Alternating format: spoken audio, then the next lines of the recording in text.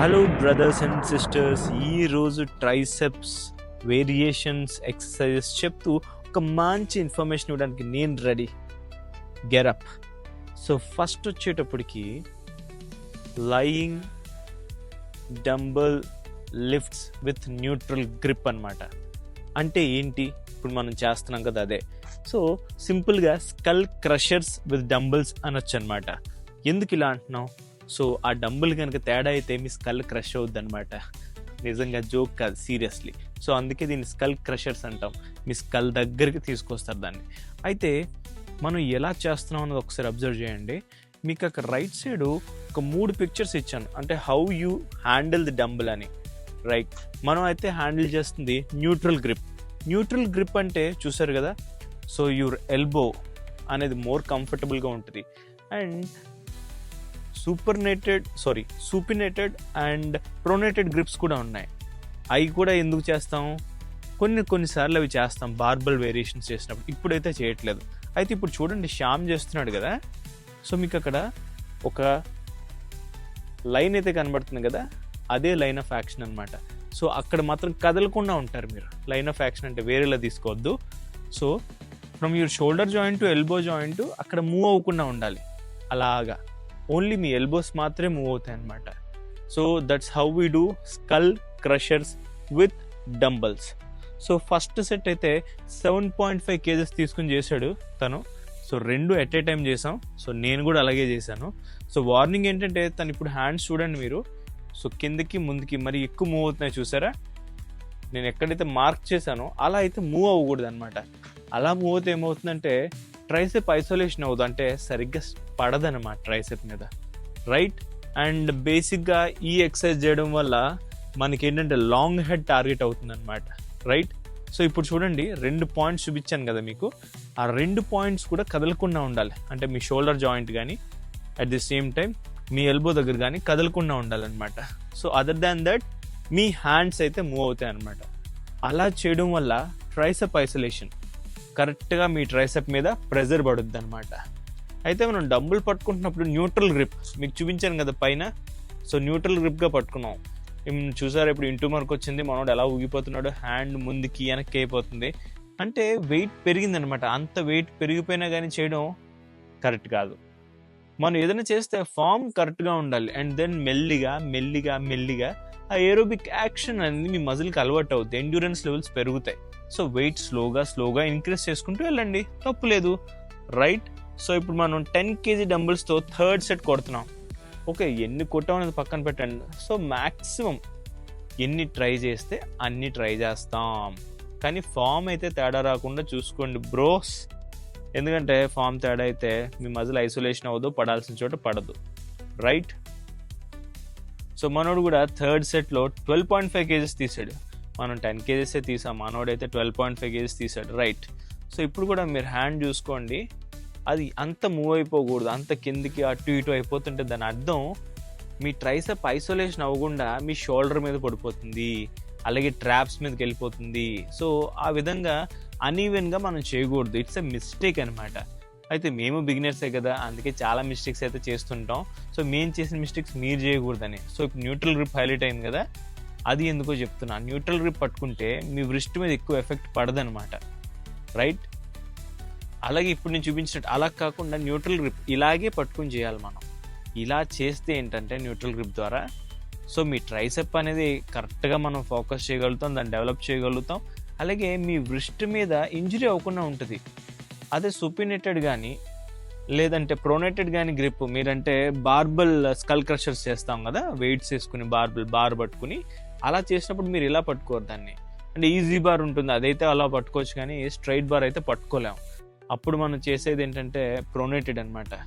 Right. ఇప్పుడు చూస్తే 5 kgతో నేను స్టార్ట్ చేశాను, 10 kgతో శ్యామ్ స్టార్ట్ చేశాడు. ఇప్పుడు కూర్చుని చేస్తున్నాం. ఇందాక చేసింది ఇది ఒకటే కదా, పడుకుంటే ఏంటి కూర్చుంటే ఏంటి అని అనుకోవద్దు. కూర్చుని చేయడం వల్ల ఏంటంటే మీ ట్రంక్, అంటే చెట్టుకి ట్రంక్ అంటాం, మనకి యాబ్స్, బ్యాక్, లోవర్ బ్యాక్, ఇది అనుకోండి మీ కోర్ అనుకోండి. బేసిక్గా ఇక్కడ మీ కోర్ ట్రైన్ అవుతుంది అనమాట. రైట్. డంబల్స్ 2 హ్యాండ్స్తో ఒకేసారి చేస్తున్నప్పుడు మీకు ఎండ్యూరెన్స్ లెవెల్స్, అంటే మీ స్ట్రెంగ్త్ ఏ హ్యాండ్కి ఏది ఉంది, ఎంత స్ట్రెంగ్త్ ఉంది అనేది గమనించగలుగుతారు. రైట్. అంటే ఏమైనా హ్యాండ్ ఎక్కువ చేయగలుగుతుందా, ఒక హ్యాండ్ చేయలేకపోతుందా, అంటే స్ట్రెంగ్త్ ఎక్కడ తక్కువ వస్తుంది, ఎందుకు తక్కువ వస్తుంది అంటే జనరల్గానే అందరికీ 2 హ్యాండ్స్లో ఎవరైతే రైట్ హ్యాండర్స్ ఉంటారో వాళ్ళకి రైట్ హ్యాండ్ కొంచెం ఫ్రీగా కంఫర్టబుల్గా ఉంటుంది, మజిల్ టోన్ అయి ఉంటుంది. లెఫ్ట్ హ్యాండర్స్కి లెఫ్ట్ సేమ్ అలాగే టోన్ అయ్యి కంఫర్టబుల్గా ఉంటుంది. బట్ ఆ రెండు ఈక్వల్ చేసుకోవాలంటే it take some time. So ఖచ్చితంగా మనం చేద్దాం. ఏంటి ట్రైసెప్ ఎక్సర్సైజ్. సో బేసిక్గా లాంగ్ హెడ్ అంటే మీకు పిక్చర్ వేసి చూపిస్తానండి, రైట్? సో అది ఫోకస్ అవుతుంది అనమాట. సో ఇలా చేస్తున్నప్పుడు జనరల్గా మీ కోర్ స్ట్రెంగ్తన్ అయ్యే అవకాశం కూడా ఉంటుంది అండ్ కోర్ స్టెబిలిటీ కూడా బిల్డప్ అవుతుంది ఇలా చేయడం వల్ల. అండ్ మీ షోల్డర్ జాయింట్స్ నుంచి హ్యాండ్స్ వరకు మీరు చూస్తే ఆ స్టెబిలిటీ బిల్డ్ అవుతుంది. అంటే జనరల్గా మనం ఇలాంటి యాక్షన్స్ ఎప్పుడు చేస్తామంటే అటక మీద ఏమైనా వేస్తున్నప్పుడు, లేదంటే దేన్నైనా పుష్ చేస్తున్నప్పుడు పైకి పడకుండా. సో ఇలాంటి ఫంక్షనల్ యాక్టివిటీస్, ఫిట్నెస్ యాక్టివిటీస్ ఉంటాయి కదా, అలాంటివి చేస్తున్నాము ఎక్కువ వెయిట్స్తో అనుకున్నప్పుడు. సపోజ్ ఇంకా చెప్పాలంటే స్పోర్ట్స్ బాగా ఆడతారు కదా, వాలీబాల్, బాస్కెట్బాల్, బాల్ పైకి ఎత్తి, మెడ పైకి ఎత్తి, షోల్డర్స్ పైకి ఎత్తి, బరువులు ఎత్తి. సో అలాంటి వాళ్ళందరికీ కూడా ఇది ఒక మంచి ఎక్సర్సైజ్ అనమాట, right? Bent over tricep dumbbell kick backs, సింపుల్గా డంబుల్ కిక్ బ్యాక్స్ అంటారు. సో ఇలా చేయడం మనం మన ఇక్కడ ఏంటంటే హింజ్ పాయింట్ అనేది మీ హిప్ అవుతుంది. హిప్ నుంచి హింజ్ పాయింట్గా తీసుకుని ఒక 45 degrees ఆర్ ఫ్లాట్ ఎలా అయితే అలాగా మనం బెండ్ అయ్యి మన హ్యాండ్ని కిక్ బ్యాక్ చేస్తాం. ఇప్పుడు మీరు చూస్తున్నారు కదా అట్లా. సో ఇలా చేయడం వల్ల ఏంటంటే ఇది లాంగ్ హెడ్ కన్నా కొంచెం ఎక్కువగా ఏంటంటే మీరు మసిల్ చూస్తుంటే అర్థమవుతుంది. అక్కడ లాటరల్ హెడ్ మీరు ఎక్కువ ఫోకస్ అవుతుంది మీరు అబ్జర్వ్ చేసినట్లయితే, right? And also short head. బాగుంది కదా ఈ ఎక్సర్సైజ్ అయితే మాత్రం అదిరిపోద్ది భయ్య. అండ్ చాలా తక్కువ వెయిట్తో చేయండి. అండ్ ఇక్కడికి వచ్చేటప్పటికి ఇందాక కోర్ స్ట్రెంత్ కావాలి. ఇక్కడ ఏంటంటే మీ హిప్, మీ లోవర్ బ్యాక్, మీ కోరు, మీ షోల్డరు. సో ఇవన్నీ కూడా ఒక కోఆర్డినేషన్లో ఉంటేనే మీరు క్లీన్గా మీ ట్రైసెప్ మీద ఫోకస్ చేయగలుగుతారు. ఇది ఖచ్చితంగా చాలా తక్కువ వెయిట్తోనే చేయండి. ఎందుకంటే స్టెబిలిటీ అనేది చాలా చాలా చాలా ఇంపార్టెంట్. ఈ స్టెబిలిటీ ఉంటేనే మీ బాడీలో అన్ని కోఆర్డినేటివ్గా ఉంటేనే మీరు ఏదైనా ఒక కాంపౌండ్ ఎక్సర్సైజ్ కానీ కాంపౌండ్ లిఫ్ట్ కానీ చేయగలుగుతారు. అంటే ఫర్ సపోజ్ డెడ్ లిఫ్ట్స్ ఊహించుకోండి. డెడ్ లిఫ్ట్ చేయాలంటే ఏ మసిల్ గ్రూప్స్ పడతాయి? అన్నీ ఒకేసారి పడతాయా? కోఆర్డినేటింగ్గా పడతాయా? సో అలాగే ఇది కూడా అనమాట. ఈ ఎక్సర్సైజ్ కూడా కాంపౌండ్ ఎక్సర్సైజ్ అనమాట. కొన్ని డిఫరెంట్ మసిల్ గ్రూప్స్ అన్ని కోఆర్డినేట్ అవ్వాలి. లోవర్ బ్యాక్ కానీ, కోర్ కానీ, షోల్డర్ దగ్గర కానీ అండ్ హిప్ జాయింట్, ఇవన్నీ కోఆర్డినేట్ అయ్యి స్టెబిలిటీ తెచ్చుకుని చేస్తే అప్పుడు ఈ కిక్ బ్యాక్ అనేది సక్సెస్ అవుద్ది అనమాట. ఏంటి ఇంత విషయం ఉందా భయ్య ఇందులో అనిపించిందా? నాకు కూడా అనిపిస్తుంది, అయినా మీకు చెప్పట్లే. సో వినండి. సో ఇది కూడా న్యూట్రల్ గ్రిప్పే. మనం న్యూట్రల్ గ్రిప్ అంటే చూసారు కదా ఎలా పట్టుకుంటున్నాం, పైన మీకు ఫోటో ఇప్పుడు చూపించాను, right side top corner tick mark ఉంది కదా, ఆ గ్రిప్ అనమాట మనం పట్టుకుంది. సో న్యూట్రల్ గ్రిప్ పట్టుకోవడం వల్ల మీ వ్రిస్ట్ ఇంజరీ అవ్వకుండా ఉంటుంది అండ్ ఓన్లీ ఎల్బో మీదే పడుతుంది. And more into the real life action moments అనమాట. ఆడే స్పోర్ట్స్ కానీ సపోజ్ స్విమ్మింగ్ చేస్తున్నారు అనుకోండి, మీ హ్యాండ్ ఇలాగేగా మూవ్ చేసేది, అప్పుడు కూడా కాంపౌండ్ ఎక్సర్సైజ్ అది. మీ హ్యాండ్ వెనక్కి మూవ్ చేస్తారు కదా వాటర్ని పుష్ చేయడానికి, ఆ టైంలో ఉపయోగపడుతుంది కదా ఇది. అందుకే అన్నా అనమాట functional novice fitness. So basic beginners అందరూ ఈ ఎక్సర్సైజ్ చేయడం కూడా మంచిదే, ఎందుకంటే జనరల్గా డైలీ యాక్టివిటీస్లో కూడా ఉపయోగపడే మూమెంట్ ఇది, రైట్? సో స్ట్రెంగ్త్ బిల్డ్ అవుద్ది, ఏమంటారు? యా. అయితే ఇంకా మనం కోచ్ని అడిగాం, రైట్ హ్యాండ్తో భలే ఉంది భయ్య, ట్రైసెప్ మీద కరెక్ట్గా పడుతుంది, మరి లెఫ్ట్ హ్యాండ్కి వచ్చేటప్పుడు ఏంటంటే సరిగ్గా పడట్లేదు అని అడుగుతున్నాను అనమాట. సో ఈస్ టెలింగ్ అందరూ రైట్ హ్యాండర్లో అయితే రైట్ హ్యాండే స్ట్రెంత్ ఎక్కువ ఉంటుంది, లెఫ్ట్ హ్యాండర్స్ అయితే లెఫ్ట్ హ్యాండ్ ఎక్కువ ఉంది, అందులో ఏముంది అని చెప్తున్నాడు అనమాట. సో హ్యాండ్ పట్టుకుని నువ్వు మూమెంట్ ఇవ్వి, నీకు పడుతుందో లేదో నేను చెప్తా, do it slow and study అంటున్నాడు అనమాట. సో ఇక్కడ ఎక్సెంట్రిక్ అండ్ కాన్సెంట్రిక్ మూమెంట్స్ చేస్తున్నప్పుడు ఎంత స్పీడ్గా ఎక్సెంట్రిక్ చేయాలి, ఎంత స్పీడ్గా కాన్సెంట్రిక్ చేయాలి అన్న విషయాలు కూడా ఉంటాయి. బేసిక్గా ఏ ఎక్సర్సైజ్లో, బైసెప్లో కానీ, ట్రైసెప్లో కానీ, షోల్డర్స్తో చేస్తున్నప్పుడు కానీ, ఏదైనా కానీ ఈ మూమెంట్స్ చేస్తున్నప్పుడు దేనికి ఎక్కువ టైం తీసుకోవాలి అండ్ ఎంత టెంపోలో చేయాలి అన్నది చాలా కాంప్లెక్స్ సబ్జెక్ట్ భయ్య. ఇందులో చాలా ఫ్యాక్టర్స్ ఇన్వాల్వ్ అయి ఉంటాయి, రైట్? లైక్ మీ టార్గెట్ ఏంటి? హైపర్ట్రోఫియా అంటే మీరు మసిల్ బిల్డ్ చేద్దాం అనుకుంటున్నారా? లేదా ఎండ్యూరెన్స్ లెవెల్స్ అంటే యూనో అలా సరదాగా 100 పుషప్స్ కొట్టేయాలంటే ఎంత కాంప్లెక్స్ మూమెంట్ అది. సో అన్నీ ఇన్వాల్వ్ అవుతూ అంత ఏరోబిక్ మూమెంట్ అది మీ బాడీలో రావాలనుకుంటున్నారా? ఎండ్యూరెన్స్ లెవెల్స్ బిల్డ్ చేసుకోవాలనుకుంటున్నారా? లేదా స్ట్రెంగ్త్ బిల్డ్ చేసుకోవాలనుకుంటున్నారా? స్ట్రెంగ్త్ అంటే ఏంటి, ఎండ్యూరెన్స్ అంటే ఏంటి, అండ్ హైపర్ట్రోఫీ అంటే ఏంటి? చాలా సింపుల్గా చెప్తా. హైపర్ట్రోఫీ అంటే మీ మజిల్ ఫైబర్ టేర్ అయ్యి డ్యామేజ్ అయ్యి అండ్ దెన్ మీ మజిల్ ఇంప్రూవ్ అయ్యి మజిల్ బిల్డ్ అవ్వడం అనమాట. అలాగే హైపర్ట్రోఫీ తర్వాత స్ట్రెంగ్త్ అనుకోండి, అంటే మీ మజిల్ ఎంత ఉత్సాహంగా ఎక్కువ వెయిట్స్ ఎత్తడానికి రెడీగా ఉంటుంది అన్నది మీ స్ట్రెంగ్త్ అనమాట. అంటే లైక్ డెడ్ లిఫ్ట్స్లో హెవీ వెయిట్స్ ఒకేసారి మీ మజిల్ అంత వెయిట్ తీసుకుని అంత పవర్ జనరేట్ చేయాలనుకుంటున్నాను అనుకోండి, అలా ఉండాలనుకుంటే స్ట్రెంగ్త్ బిల్డింగ్ అంటారు.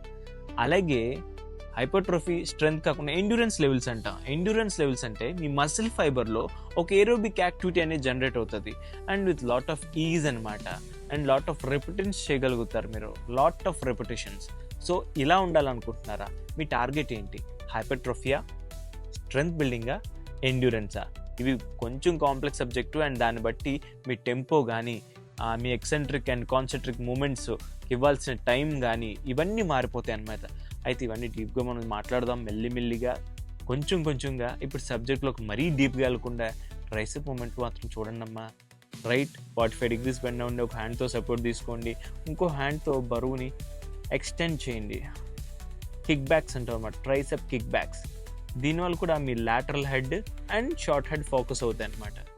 And of course complex short long కూడా అవుతుంది, బట్ లాంగ్ హెడ్ అంత కాదు, కొంచెం మోర్ ఇంటుది షార్ట్ హెడ్ అవుద్ది అనమాట ఈ మూమెంట్. రైట్, ఇప్పుడు మనం single dumbbell over head tricep ఎక్స్టెన్షన్కి వచ్చేసాం. సో ఇదేంటిది, ఇందాక సింగిల్ చేసాం కదా, ఇప్పుడు రెండు కలిపి ఒకేసారి పట్టుకుని చేస్తే ఏంటి డిఫరెన్స్ అనే కదా. ఇది ఒక కైండ్ ఆఫ్ వేరియేషన్ అనమాట. సో ఇలా చేయడం వల్ల ఏంటంటే మీ back, shoulders, abs, I mean the core, ఇవన్నీ కూడా కోఆర్డినేట్ అవుతాయి. రైట్.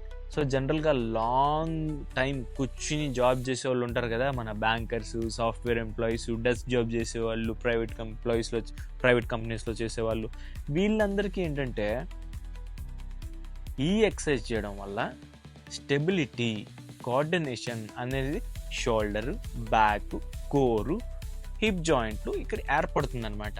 చాలా మంచి విషయం కదా. ఏంటి మామూలుగా అయితే అవుద్దా?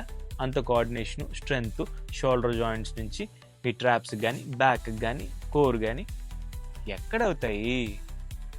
మనమా మార్నింగ్ తెల్లారు లేచాక ఉరుకులు పరుగులు ఏదో హడావిడిగా తినేయడం, ఆ డైట్ మీద కూడా కాన్సన్ట్రేషన్ ఉండదు.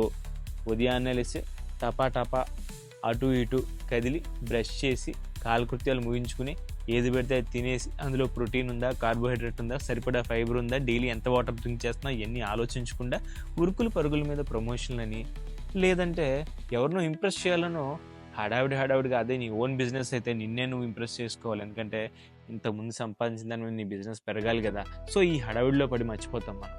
Right, out of the topic వెళ్ళకుండా టాపిక్లోకి వచ్చేద్దాం. సో నేనైతే 10 kg చేసా, మనం 20 kg చేసాడు. మనం 20 kg చేస్తే ఎందుకో బ్రేక్ ఇచ్చాడు, ఎక్కువ చేయకూడదు, స్పైన్ ఇంజరీ అవ్వకూడదు, అసలు దగ్గరలో పెళ్ళి ఉందని ఆలోచిస్తున్నాడు అనమాట. రైట్, అయితే మీకు ఈ సబ్జెక్ట్ కూడా చెప్పేసానా, అంటే మన ఫ్రెండ్ కదా మనకు చెప్పాడు, సో నేను మీకు చెప్పాను. ఓకే, ఎనీవేస్ ఇప్పుడు సెట్ 3కి వచ్చేసాం. సో సెట్ 3లో నేను 20 kg చేస్తాను, తను 20 kg చేస్తున్నాడు.